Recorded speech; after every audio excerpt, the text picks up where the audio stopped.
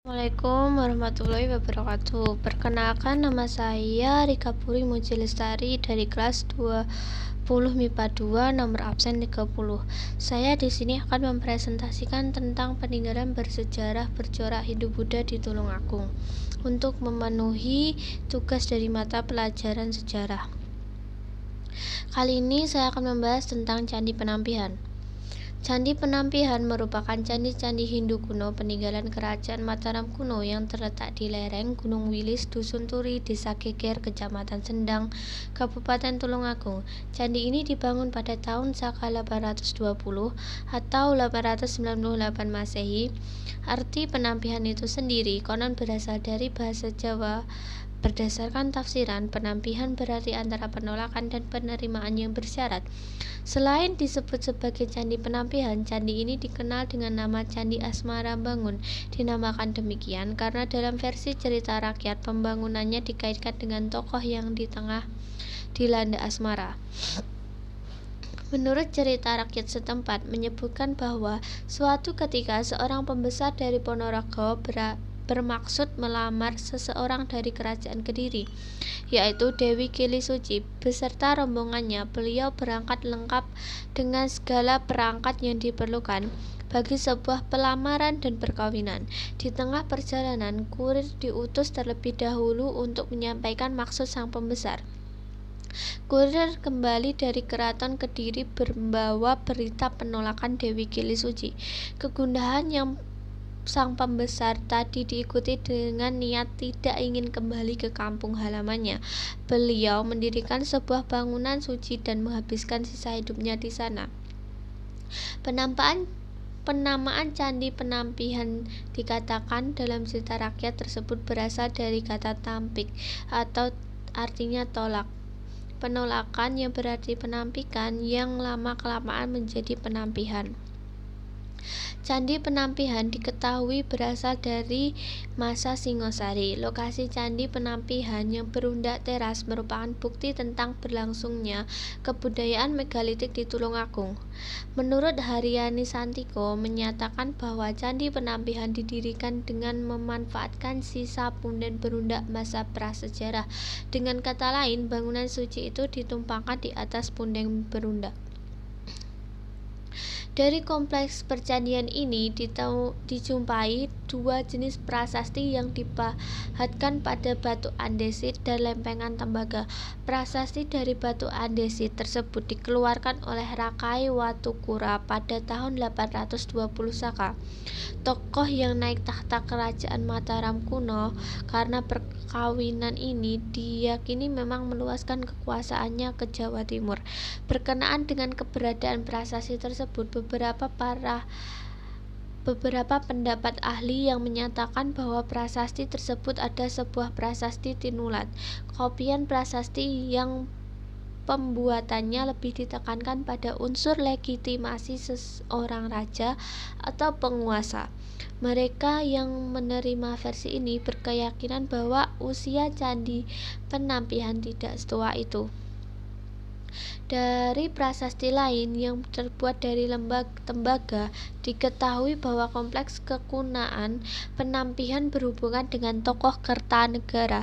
Diceritakan pula bahwa Kertanegara mengubah upacara keagamaan serta segala upacara agama yang mati dihidupkan kembali.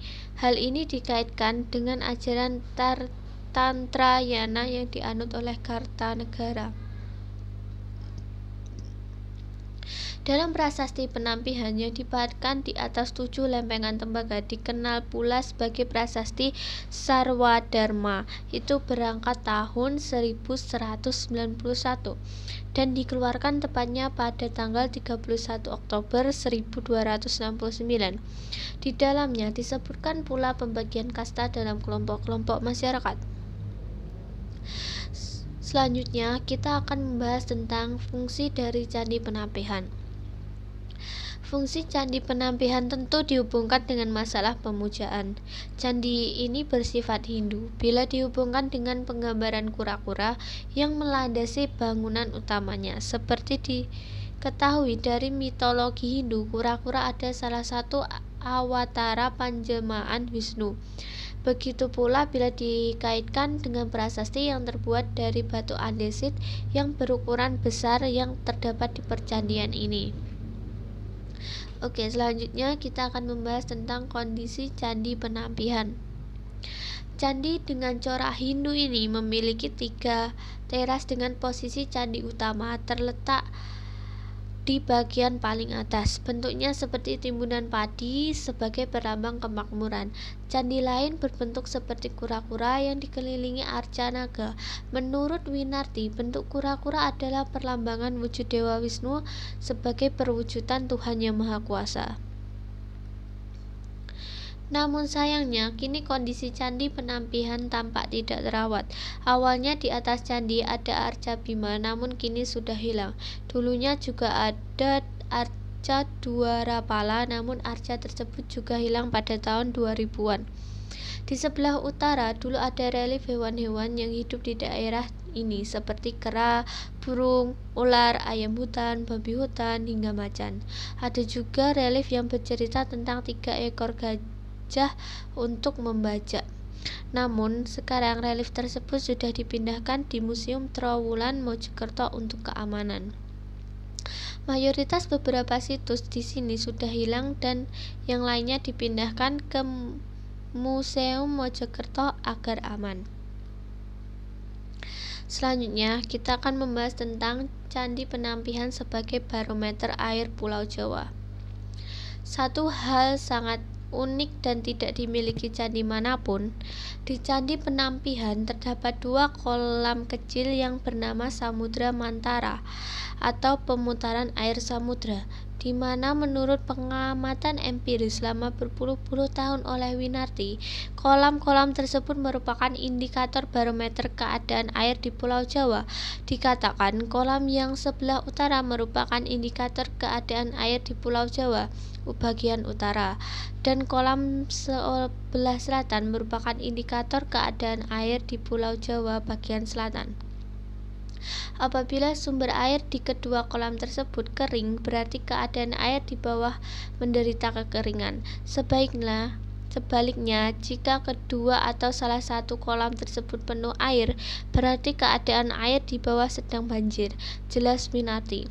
Penuturan Winarti tersebut bukan tanpa alasan dijadikannya kolam di Candi Penampihan sebagai barometer air Pulau Jawa sebagaimana tertulis dalam prasasti, di mana pada saat itu terjadi peristiwa pemutaran air yang juga menyebabkan Gunung Wilis yang dulunya adalah gunung aktif sekarang menjadi tidak aktif lagi akibat direndam oleh air laut akibat peristiwa Samudra Mantara yang diabadikan menjadi nama kolam di Candi Penampihan.